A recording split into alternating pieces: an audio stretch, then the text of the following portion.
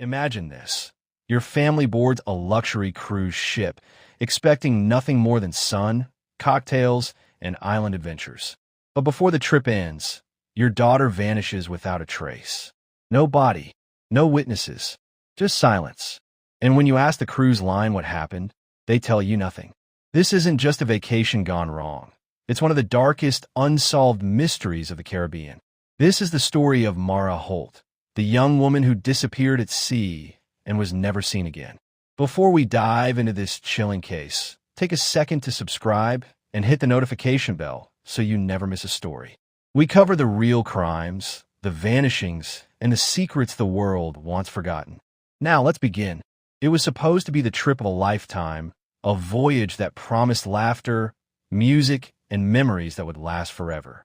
For 23-year-old Mara Holt, stepping onto the gleaming decks of the cruise ship Oceanus felt like stepping into another world, one where the endless horizon stretched far beyond her own troubles, where the salt air carried the promise of freedom, and where for once she didn't feel trapped by the weight of expectations back home. Her parents, Ethan and Lila, had planned the trip as a family getaway, a rare moment for them all to be together after years of schedules that never seemed to align. Mara had recently graduated college, her younger brother Noah was about to start his own journey, and this was their moment, their week, their chance to stop time, if only for a while. The first nights on board were a blur of cocktails, steel drums, and dances beneath the stars. Mara was alive in a way she hadn't been in years, her dark hair pulled back from her face, her smile wide as she swayed to the rhythm of the band. She wasn't a reckless person, not by nature, but something about the sea had loosened her grip on control. She laughed louder, danced longer, and let herself drift into the unknown. But then came the morning of March 24th, a morning that would stain her family's lives forever. When her parents awoke, they expected to find their daughter stretching out on the balcony, watching the sunrise as she so often did. Instead, her chair was empty. Her sandals sat neatly by the railing, and Mara was gone. Panic came quickly. Ethan searched the cabin, then the deck, then the entire floor, calling her name until his voice cracked. Lila went door to door, asking if anyone had seen her daughter. Noah ran from bar to bar, the late-night dance floor, the poolside, anywhere she might have ended up after a night out. But the ship was vast, a floating city of over 2,000 souls, and Mara was nowhere to be found. At first, the crew told the family not to worry. Passengers often stayed out late, slept in a lounge, or spent the night with friends they met on board. But Ethan knew better. He knew his daughter, knew her routines, knew she would never vanish without telling someone. By mid-morning, the Oceanus made an announcement for Mara to check in with the information desk. Silence. The captain was alerted. The staff began searching. But even then, there was hesitation. The ship was already hours from shore, and turning back was not something easily done. Mara had disappeared in international waters, a space where laws blurred and accountability vanished with the tide. Witnesses began to come forward. A passenger claimed he had seen Mara in the ship's nightclub around 3:30 in the morning, dancing, her laugh carrying over the music.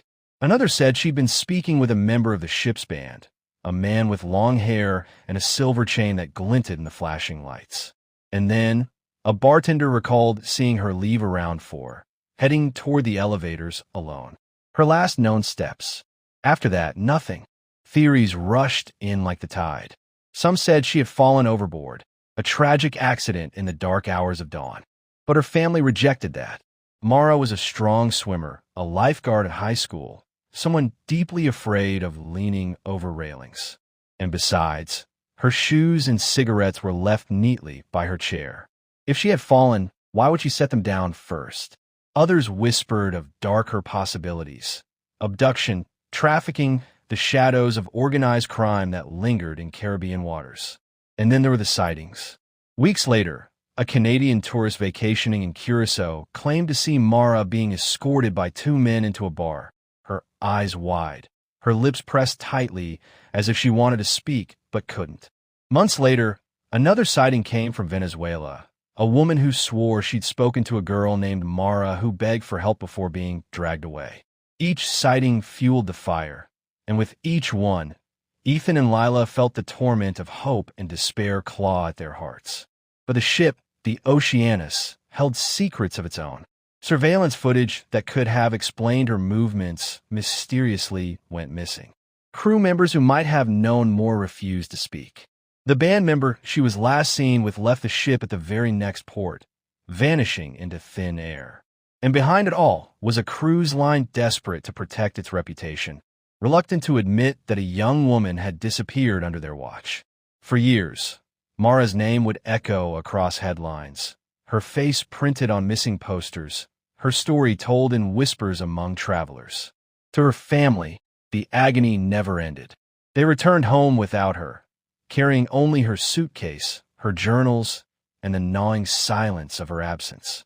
But to others, Mara Holt became something else entirely, a ghost story of the sea, a warning that not every voyage leads home, and that sometimes the ocean doesn't give back what it takes.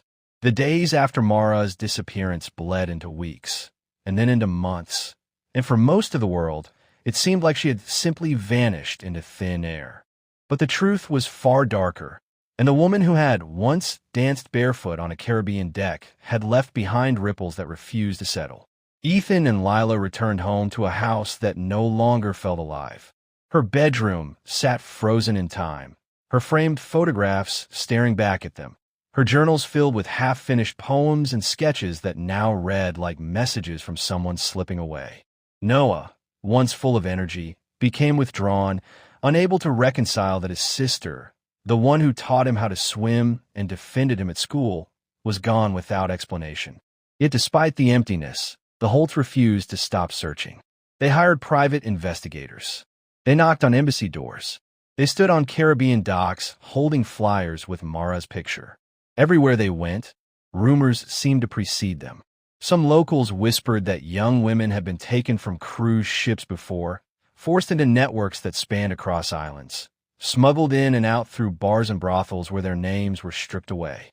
Others told of corruption, how officials turned a blind eye, how cruise lines paid quietly to avoid scandal. For every shred of hope, there was a shadow of deceit. Then came the first confirmed sighting. It was almost a year later when a Navy petty officer, stationed in Curacao, walked into a brothel and claimed to have seen a woman who looked exactly like Mara. He described her tattoos in detail, ones only her family would know. He said she looked terrified, as though she wanted to speak but couldn't. He swore she mouthed the words, "Help me," before being dragged away. The officer reported it, but by the time investigators arrived, the place had been scrubbed clean, the girl gone. For Ethan and Lila, the account was both salvation and torment. Their daughter was alive, but she was in chains. The case grew stranger. Tips flowed in from Venezuela, Costa Rica, even Europe. A tourist in a Caribbean casino claimed to see Mara seated at a table, flanked by two men who never let her out of sight. Another said she saw her on a beach in Barbados, her hair dye blonde, her walk the same but her eyes hollow. Each lead ended the same way. Too late, too vague, too slippery to pin down. But each time, Ethan packed his bags, flew across seas, chased ghosts that slipped through his fingers. Lila prayed, Noah raged, and the family lived in a cycle of agony where hope was a punishment. The cruise line, meanwhile, closed its doors to the Holts. Their lawyers issued statements about tragic accidents and unsubstantiated claims, but the family knew the truth. The company had lost more than a passenger. They had lost control of their narrative. A young woman vanishing at sea was bad for business, and so silence became their weapon. Records that could have been evidence vanished. Crew members disappeared back into their homelands. Even the ship's captain retired quietly, leaving behind more questions than answers.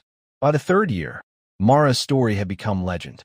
Documentaries were made, podcasts speculated, and online forums obsessed over every detail. Some painted her as a victim of human trafficking, smuggled into underground markets that stretched across continents. Others spun darker theories, that she had willingly run away, starting a new life under another name, abandoning her family. But those who knew her best rejected that. Mara was not a runaway. She was taken, and then Nearly 5 years after her disappearance came the photograph. A tourist in a Caribbean hotel snapped a candid picture of the poolside crowd. In the background, blurred but distinct, was a woman with Mara's same green eyes, her same jawline, her same tattoo peeking just above her shoulder. The image spread like wildfire, reigniting the case. Was this proof she was alive? Or just another cruel coincidence? The Holts analyzed it for days, zooming in until the pixels bled, convinced it was her. But still, authorities refused to act. Mara's name became a rallying cry. Advocacy groups pressed for stricter cruise ship safety laws, for accountability in international waters. They asked the hard questions. How many others had vanished without headlines? How many families went home with empty suitcases and unanswered prayers? The ocean was vast, but the silence around it was larger. And through it all, the Holts endured. Ethan aged decades and years, his once strong shoulders bent under the weight of obsession. Lila's faith flickered, but never fully died, her prayers turning to bargaining, pleading, and finally quiet resignation. Noah grew into a man haunted by the absence of his sister, his every step shaped by the void she left behind. Some nights, they imagined Mara still out there, walking barefoot on a Caribbean beach, her eyes scanning the horizon for a rescue that never came. Other nights, they feared the worst, that her body had long ago been lost to the sea.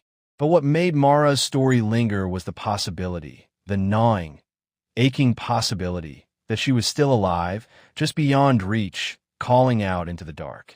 And that is the cruelest truth of all. When someone vanishes, it's not just their life that disappears. It's the lives of everyone who loved them. The Holt family will never stop searching, never stop hoping, never stop believing that one day, the ocean might return what it stole.